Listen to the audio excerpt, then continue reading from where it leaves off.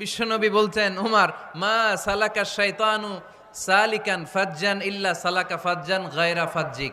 ওমর, ইবলিস শয়তান যদি তোমারে কোনো রাস্তা দিয়ে আসতে দেখে, ইবলিস ওই রাস্তা থুইয়া অন্য রাস্তা দিয়ে চলে।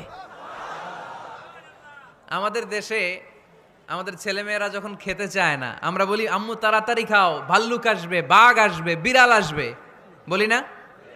আপনাদের বান্টিতে কি বলেন?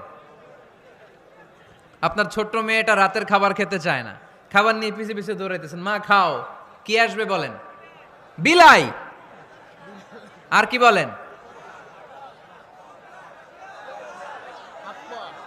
আচ্ছা, শিয়াল আসবে, কুকুর আসবে, বিড়াল আসবে।